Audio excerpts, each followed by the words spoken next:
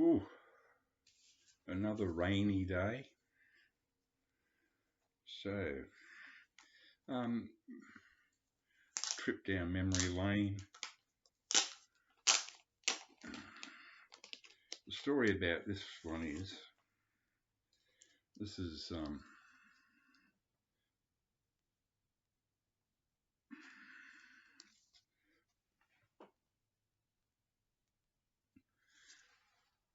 you can tell it's an original.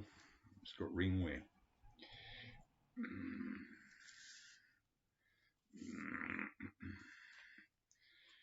I love this.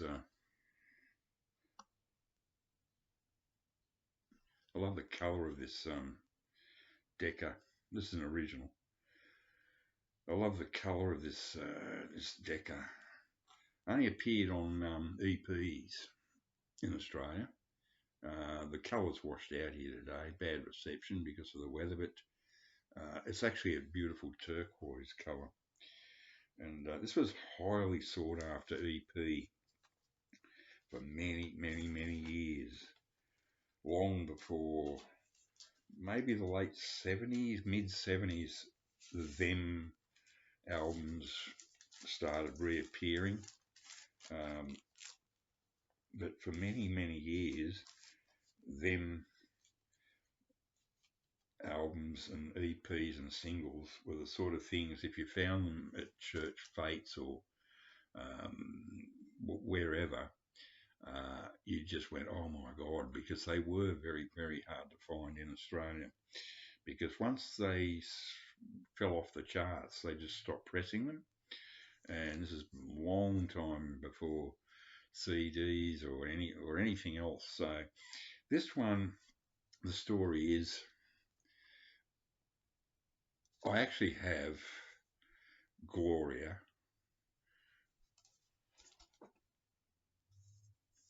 and Mystic Eyes on 45s, originals, bought them at the time. I also had Here Comes the Night, but somehow that one disappeared.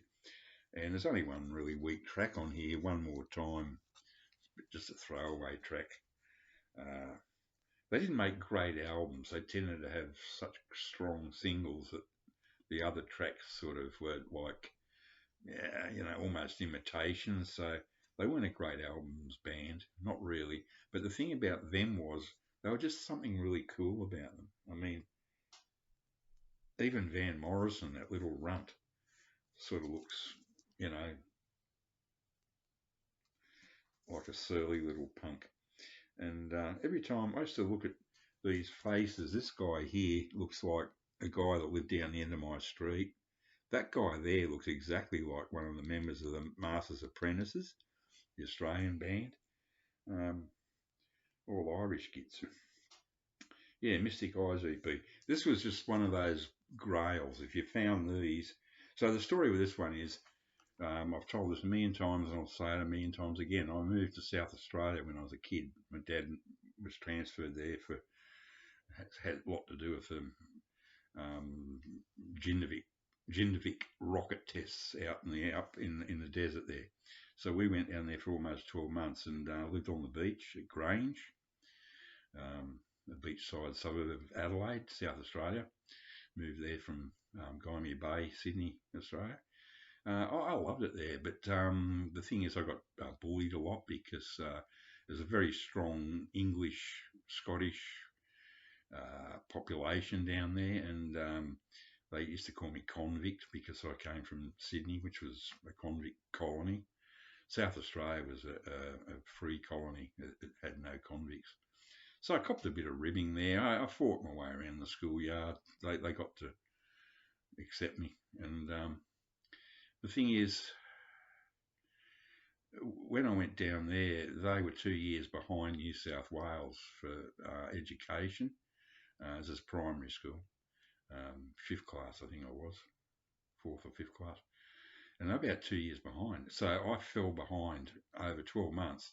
They thought I was a genius down there. I've told this a million times. I get back to Sydney a year later and I'm the dunce. So we get back to Sydney and I'm now the dunce in mathematics. I managed to survive all the other subjects because I was good at them. English, as history, that was not a huge problem for me. But trying to come to grips with maths after missing the early understanding of algebra, I could never ever get it. I just missed a critical period in maths at a critical age to learn the rote system to learn. So I was reduced. I came second in advanced history one year, and the same year I came second last in the lowest math class, and I got 9%. And Ian Morris fell off his chair laughing, literally. I can still see it. And then they got to the M's. Ian Morris, 8%. My turn to fall off the chair laughing. So we both, Dad paid for me to go to mathematics lessons down at Caringbah every Saturday, and I eventually got up to 38%, which got me a lower level award for my school certificate, and which meant nothing anyway because it never got me jobs. So this is a long way around. All I'm saying is I used to go there and dread maths because I was so lost. Even the teacher knew I was a lost cause. I'd missed such a critical period here. You can never get it back unless you have a mathematical mindset, which I don't have. And while I was waiting to go to the maths classes there, it was just me and a guy that sat in another room, and I just did some stuff and he'd okay it or whatever, and easy money for him. But it did help. I went from 9% to 38% in about a year or so or two. But they had this department store right across the road. It was a big one in Caringbah, big for its time. And they had this little section with records in it. And every Saturday for, I don't know, 12 months, I'd go in and look in this little box with about maybe 20 45s or EPs, maybe 10. It was tiny. And this one, I'd look at it every week, every Saturday. I used to say to myself, I've got to go and wash some windows and get some spare money and buy it. Even though I had the singles, I just desperately wanted the EP for the cover, because in those days there was no information in Australia. All you knew about them was that's what they looked like. You knew nothing else about them. Nothing.